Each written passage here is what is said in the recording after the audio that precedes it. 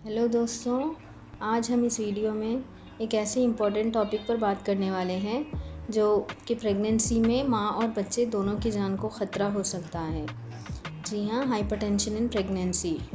इसमें हम आज जानेंगे कॉजेस, इसके सिम्टम्स, इसके मैनेजमेंट के बारे में और high risk factors and prevention. तो वीडियो को एंड तक ज़रूर देखें, ये आपके लिए काफ़ी इन्फॉर्मेटिव हो सकती है। तो हाइपरटेंशन इन प्रेगनेंसी कब कहते हैं? जब ब्लड प्रेशर 140 या 90 या उससे बढ़कर 2-3 डिफरेंट रीडिंग्स पर हो, तभी हम इसे हाइपरटेंशन इन प्रेगनेंसी कहते हैं। और सही बीपी मेजरमेंट भी ज़रूरी होता है, जो कि है बैक रेस्ट होना चाहिए और पेशेंट एट रेस्ट हो, फीट फ्लैट हो और आर्म हार्ट लेवल पर। प्रेगनेंसी में बीपी राइज नॉर्मल नहीं होता, ये एक वार्निंग सिग्नल होता है। जितना जल्दी हम इसे डायग्नोस करें, उतनी जल्दी हम कॉम्प्लिकेशंस को प्रिवेंट कर सकते हैं, बच सकते हैं। प्लेसेंटा, आप चलते हैं कॉजेज़ पर। तो सबसे पहले प्लेसेंटा का एबनॉर्मल डेवलप होना और ब्लड वेसल्स का सही से डायलेट ना होना, हार्मोनल इम्बैलेंस, बॉडी की इम्यूनिटी का ओवर रिएक्शन या जेनेटिक टेंडेंसी या एंडोथेलियल डिसफंक्शन यानी कि ब्लड वेसल्स का डैमेज होना। प्रेगनेंसी में प्लेसेंटा सबसे इम्पॉर्टेंट ऑर्गन होता है। अगर प्लेसेंटा को ब्लड सप्लाई में प्रॉब्लम आए तो बीपी को ऑटोमेटिकली ये बढ़ा देता है। ये एक प्रोटेक्टिव फिनोमिनन होता है, लेकिन माँ और बच्चे दोनों के लिए ख़तरा भी बन सकता है। अब चलिए जानते हैं कि इसके रिस्क फैक्टर्स क्या क्या हो सकते हैं। अगर ये प्रेगनेंसी फर्स्ट हो यानी कि प्राइमी, या फिर एज लेस देन 18 या फिर मोर देन 35, या मल्टीपल प्रेगनेंसीज़, या फिर डायबिटीज़, ओबेसिटी, किडनी डिसीज़ के साथ हो प्रेग्नेंट वुमन, या PCOS की हिस्ट्री हो, या फिर फैमिली हिस्ट्री, या auto immune diseases. Risk factors का मतलब ये नहीं है कि बीपी ज़रूर होगा, लेकिन इसका मतलब ये है कि आपको through out pregnancy extra careful रहने की ज़रूरत है कि कभी भी बीपी बढ़ सकता है। ये है रिस्क फैक्टर्स। इसका मतलब आपको रेगुलर से चेकअप करना है, और जिससे कि हम अर्ली डायग्नोस कर सके और कॉम्प्लिकेशंस को प्रिवेंट कर सके। चलिए अब बढ़ते हैं टाइप्स ऑफ हाइपरटेंशन की तरफ। तो सबसे पहले है क्रॉनिक हाइपरटेंशन, जो कि जब हम कहते हैं जब प्रेगनेंसी से पहले ही आपको बीपी की शिकायत हो, यानी कि 20 वीक्स से पहले डायग्नोज हो, या फिर डिलीवरी के 12 वीक्स के बाद भी अगर कंटिन्यूसली बीपी हाई हो, तो हम इसे क्रॉनिक हाइपरटेंशन का नाम देते हैं। इसमें बीपी पहले से ही हाई होता है, प्रेगनेंसी उस लोड को और बढ़ा देती है। ऐसे पेशेंट्स का स्टार्टिंग से हमें क्लोज मॉनिटरिंग करना ज़रूरी है। बीपी रीडिंग्स रेगुलर इंटरवल्स पे चेक करना है और चार्ट मेंटेन करना होगा। दूसरा है जेस्टेशनल हाइपरटेंशन। जेस्टेशनल यानी जब बीपी 20 वीक्स ऑफ प्रेगनेंसी के बाद रिकॉर्ड हो हाई बीपी। इसमें प्रोटीन्यूरिया नहीं होता, यूरिन में प्रोटीन नहीं होता। ये प्रेगनेंसी इंड्यूस्ड होता है, मतलब प्रेगनेंसी की वजह से आपका बीपी बढ़ना शुरू हुआ और डिलीवरी के बाद ये ठीक भी हो जाता है काफ़ी केसेस में। लेकिन इसका बिगेस्ट रिस्क ये है कि ये प्री एक्लैम्शिया में कन्वर्ट हो सकता है तो वो हमें रोकना है। थर्ड है प्री एक्लैम्शिया। प्री एक्लैम्शिया में हाई ब्लड प्रेशर और प्रोटीन्यूरिया, ये दोनों होते हैं, मतलब यूरिन में प्रोटीन्स का होना। इसकी वजह से किडनीज, लिवर, ब्रेन, सारे ऑर्गन्स अफेक्ट होने के चांसेस बढ़ जाते हैं। इस स्टेज पर ब्लड सप्लाई और ऑर्गन फंक्शन दोनों डिस्टर्ब होती हैं। अगर टाइम पे आइडेंटिफाई ना हो तो डेंजरस स्टेज बन सकती है माँ और बच्चे दोनों के लिए। चौथा है एक्लैम्शिया। एक्लैम्शिया मतलब प्री एक्लैम्शिया के सिम्टम्स के साथ साथ सीजर्स का होना, यानी कि फिट्स का आना। ये फिट्स दिखाते हैं कि ब्रेन पर प्रेशर बहुत ज़्यादा बढ़ चुका है। ये एक ऑब्स्टेट्रिक इमरजेंसी भी हो सकता है। इसके अलावा हेल्प सिंड्रोम हम कहते हैं, जिसमें हीमोलाइसिस यानी ब्लड सेल्स का टूटना, एलिवेटेड लिवर एंजाइम्स और प्लेटलेट काउंट का कम होना, थ्रोम्बोसाइटोपिनिया। तो हेल्प बहुत फास्ट रैपिडली वर्सन होता है, पेशेंट की कंडीशन इमीडिएटली डिटीरियोरेट हो सकती है रैपिडली, कुछ घंटों में मल्टी ऑर्गन फेल्यूर हो सकता है। इसका ओनली इमीडिएट इमरजेंसी मैनेजमेंट है डिलीवरी करना और बच्चे को बाहर निकालना। और अगले हम सेक्शन पे बात करते हैं जो कि कॉमन सिम्टम्स क्या हो सकते हैं बीपी में। तो प्रेग्नेंट लेडीज़ को ये चीज़ें सिम्टम्स पर अलर्ट हो जाना चाहिए, ये एक वार्निंग सिग्नल्स हो सकते हैं, इसे इग्नोर बिल्कुल ना करें।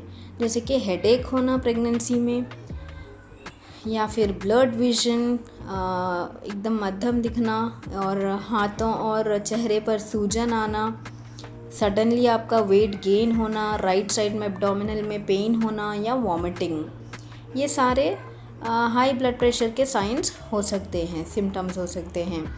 प्रेगनेंसी में डिस्कम्फर्ट, बेचैनी, थोड़ा पेट का दर्द ये सब कॉमन है, लेकिन जब सिम्टम्स रिपीटेडली या कंटिन्यूस आपको हो तो ये बीपी बढ़ने का भी वार्निंग साइन हो सकता है।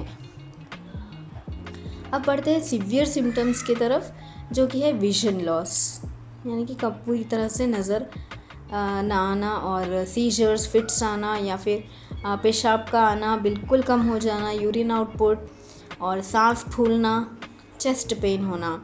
ये सिम्टम्स दिखाते हैं कि ऑर्गन्स अंदर से डैमेज होना स्टार्ट हो गया है, डैमेज हो रहा है।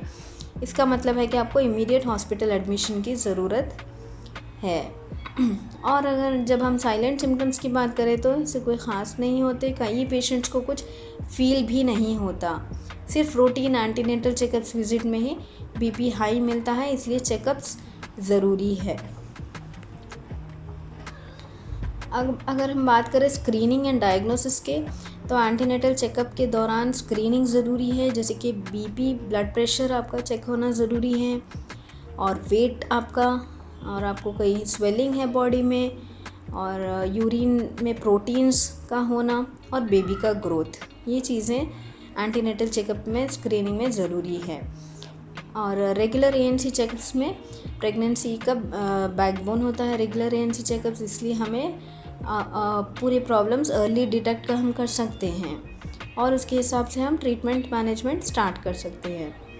और अगर हम लैब टेस्ट की बात करें तो सबसे पहले कंप्लीट ब्लड पिक्चर, जिसमें हम हीमोग्लोबिन, WBC, प्लेटलेट्स चेक करते हैं। प्लेटलेट्स का कम होना या ब्लीडिंग का रिस्क बढ़ा देता है। हीमोग्लोबिन कम होगा तो मदर ऑटोमेटिकली वीक फील करेगी, वीकनेस होगा। इसके अलावा लिवर फंक्शन टेस्ट, जिसमें हम एंजाइम्स जैसे कि AST, ALT, LDH चेक करते हैं। लिवर एंजाइम्स का हाई होना भी प्रीएक्लैम्शिया या हेल्प का अर्ली साइन होता है। राइट साइड पर पेन होना, ये भी लिवर इन्वॉल्वमेंट का एक इंडिकेशन हो सकता है। इसके अलावा रीनल फंक्शन टेस्ट जैसे कि क्रिएटिनिन, यूरिया, यूरिक एसिड, ये भी दिखाता है कि किडनीज़ का इन्वॉल्वमेंट हो रहा है, जिसकी वजह से यूरिन आउटपुट भी कम हो रहा है और क्रिएटिनिन बढ़ रहा है। और प्लेटलेट काउंट यानी कि थ्रोम्बोसाइटोपिनिया होने से आपके अंदर ब्लीडिंग का चांसेस हाई होने लगता है, जो कि हेल्प में कन्वर्ट होता है, हेल्प सिंड्रोम में। और यूरिन प्रोटीन और PCR रेशियो भी ज़रूरी है, इसमें से हमें पता चलता है कि किडनी कितना डैमेज हो रही है अंदर से। और अल्ट्रासाउंड डॉपलर ज़रूरी है, ये टेस्ट प्लासेंटा और बेबी के ब्लड सप्लाई बताता है। अगर ब्लड फ्लो बेबी को कम हो तो बेबी का ग्रोथ ऑटोमेटिकली स्लो होने लगता है, जिसे हम IUGR भी कहते हैं, या फीटल ग्रोथ रेस्ट्रिक्शन। इसके अलावा फीटल ग्रोथ स्कैन ज़रूरी है, जिसमें हम बेबी का वेट, फ्लूइड, ये सब चेक करते हैं। हाई BP से ग्रोथ रुक सकता है, इसीलिए रेगुलर बेसिस पर स्कैन्स और डॉपलर ज़रूरी होता है, जिससे हम बेबी का ओवरऑल ग्रोथ और ब्लड सप्लाई चेक करते हैं। उसके अकॉर्डिंग हम मेडिसिन स्टार्ट करते हैं। एंटीप्लेटलेट्स जैसे कि एस्पिरिन भी स्टार्ट करना ज़रूरी हो जाता है इस पॉइंट ऑफ टाइम पर। अब चलते हैं ट्रीटमेंट या मैनेजमेंट की तरफ। तो लाइफस्टाइल चेंजेस सबसे पहले ज़रूरी है, यानी कि नमक कम, हाइड्रेशन और sleep, walking and stress control mother के लिए।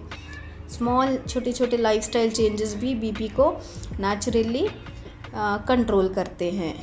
ये मेडिसिन्स की नीड को भी कम कर देते हैं। अगला हम मेडिसिन्स की अगर बात करें तो इसमें सेफेस्ट मेडिसिन बीपी मेडिसिन्स जो प्रेगनेंसी में सेफ़ हो वो हम स्टार्ट करते हैं, जैसे कि लेबिटालॉल, निफेडिपिन, मेथाइल-डोपा।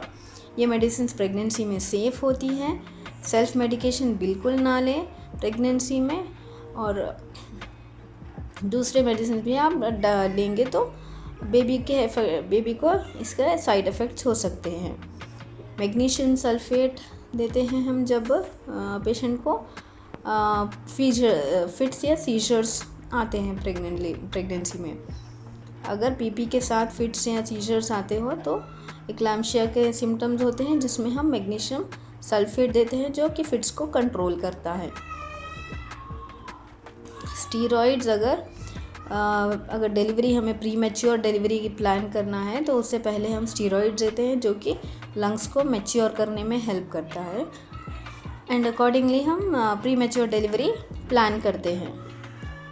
हॉस्पिटल एडमिशन ज़रूरी है, जहाँ पर आपका रेगुलरली बीपी मॉनिटर होगा। लैब सब ट्रैक करते हैं, ब्लड टेस्ट और मदर और बेबी को, ताकि सेफली डिलीवरी कर सके और हेल्दी मदर और हेल्दी बेबी का आउटकम हम ले सके। अगला है डिलीवरी सीवियर केसेस में फाइनल ट्रीटमेंट हमारा होता है कि आउटकम हेल्दी मदर और हेल्दी बेबी हो। प्लेसेंटा रिमूव होते ही सिम्टम्स इम्प्रूव होते हैं। मदर, अब चलते हैं कॉम्प्लिकेशंस की तरफ। तो मदर में हाई बीपी ब्रेन के वेसल्स को बर्स्ट या ब्लॉक कर सकता है, जो कि स्ट्रोक के साइंस है। लाइफ थ्रेटनिंग होता है। Kidney failure, liver damage, placenta abruption, जहाँ पे प्लेसेंटा डिटैच होकर ब्लीडिंग सीवियर हो सकती है। क्लैम्शिया, सीजर्स ब्रेन पर सीवियर प्रेशर डालते हैं। बेबी कॉम्प्लिकेशंस की अगर हम बात करें तो ग्रोथ रेस्ट्रिक्ट होता है बच्चे का, और प्री मैच्योर डिलीवरी होने के चांसेस बढ़ जाते हैं। लो एमनियोटिक फ्लूइड, जैसे कि कॉर्ड कंप्रेशन और लेबर इश्यूज हो सकते हैं। स्टिल बर्थ, यानी कि बच्चे की जान को खतरा, बच्चे के फीटस की डेथ भी हो सकती है प्लेसेंटल फेल्यूर की वजह से। इसीलिए कॉम्प्लिकेशंस प्रिवेंट करने के लिए हमें सबसे पहले प्रिवेंशन पर ध्यान देना है, जैसे कि regular antenatal checkups, then healthy diet, salt control, stress control, regular BP monitoring and weight control. Pregnancy में कॉम्प्लिकेशंस अवॉइड करने का बेस्ट तरीका प्रिवेंशन ही होता है। अगर आप डिसिप्लिन रूटीन फॉलो करेंगे तो मेजर प्रॉब्लम से बच सकते हैं। दोस्तों, प्रेगनेंसी में हाई बीपी एक सिंपल बात नहीं है। ये एक कंडीशन है जो माँ और बच्चे दोनों की जान को ख़तरा भी हो सकता है, लेकिन अवेयरनेस, रेगुलर चेकअप्स और टाइमली टेस्ट और मैनेजमेंट की वजह से हम 70% कॉम्प्लिकेशंस को प्रिवेंट कर सकते हैं। मैं हूँ डॉक्टर अफशा, और अगर आपको ये वीडियो यूज़फुल लगा हो तो लाइक, शेयर और सब्सक्राइब ज़रूर करें। Till then, stay safe, stay healthy.